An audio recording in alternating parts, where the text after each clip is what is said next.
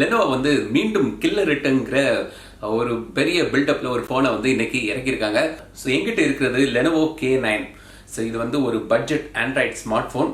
So இந்த ஃபோனோட unboxing மற்றும் முதல் பார்வை நம்ம இன்னைக்கு இந்த பதிவில் பார்க்கலாம். ஸோ Lenovo வந்து பார்த்தீங்கன்னா ஒரு காலத்தில் வந்து நல்ல ஃபோன்கள் வந்து இந்தியாவில் கொண்டு வந்திருந்தாங்க. ஆனால் எப்போ வந்து இந்த மோட்டோரோலா கம்பெனி அவங்க வாங்கினாங்களோ அரசனை நம்பி புருஷனை விட்ட கதை மாதிரி அந்த பிராண்டையும் சொதப்பி அவங்களையும் சொதப்பி இப்போ வந்து ஒரு தர்ம சங்கடமான ஒரு நிலையில இருக்கிறாங்க மொபைல் மார்க்கெட்டை பொறுத்த வரைக்கும்.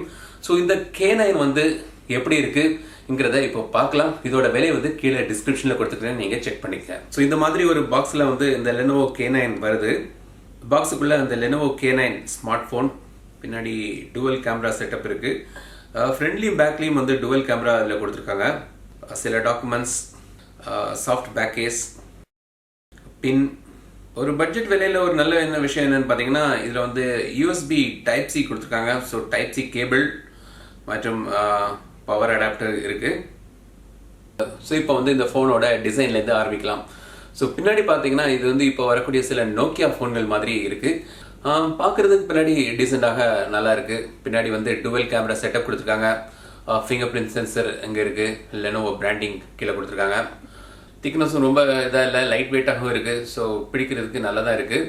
கீழே வந்து பார்த்தீங்கன்னா speaker grill, USB type C port, mic மற்றும் ஆடியோ ஜாக் இருக்குது.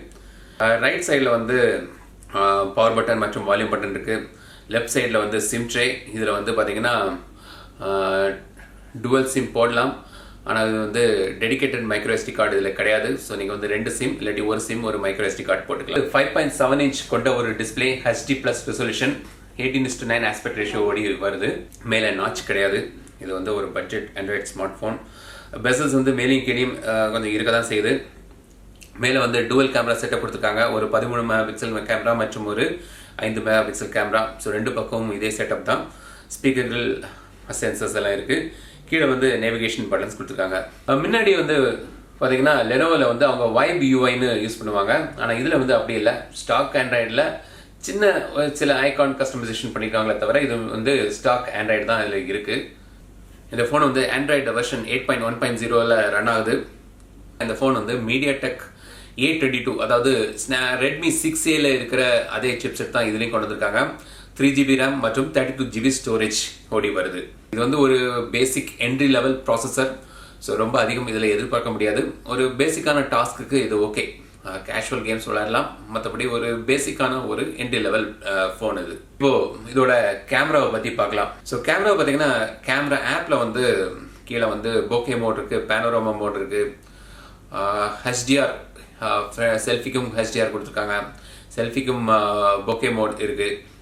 வீடியோ வந்து 1080p வரைக்கும் நீங்கள் வீடியோ எடுக்கலாம். ஒரு டீசெண்டான ஒரு கேமராவோட இனிஷியல் சாம்பிள்ஸ்லாம் பார்த்தீங்கன்னா ரொம்ப ஒன்றும் பெரிதாக இல்லை.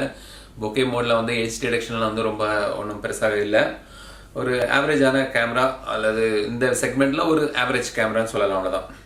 பேட்டரி வந்து பார்த்தீங்கன்னா இதில் வந்து 3000 mAh பேட்டரி கொடுத்துருக்காங்க. ஸோ ஏற்கனவே நான் சொன்ன மாதிரி USB டைப் சி போர்ட் இருக்குது. ஆனால் வந்து ஸ்லோ சார்ஜ் தான் ஆகுது, ஃபாஸ்ட் சார்ஜிங் இதில் இல்லை. ஸோ சார்ஜிங் ஆக கொஞ்சம் டைம் ஆகுது. முழு விமர்சனத்தில் போட்டால் அதில் நான் அதை பற்றிலாம் நான் சொல்கிறேன். ஸோ இதான் வந்து Lenovoவோட K9. ஸோ இந்த ஃபோனை பற்றி நீங்கள் என்ன நினைக்கிறீங்க? இது வந்து ஒரு கில்லர் ஃபோனாக அமையுமா? ரெட்மி 6Aக்கு போட்டியாக இருக்குமா இல்லையாங்கிறத கமெண்ட்ஸை சொல்லுங்கள். இந்த ஃபோனோட முழுமையான விமர்சனம் வந்து நம்ம அப்புறம் பார்க்கலாம். போடணுமா வேண்டான்னு சொல்லுங்கள்.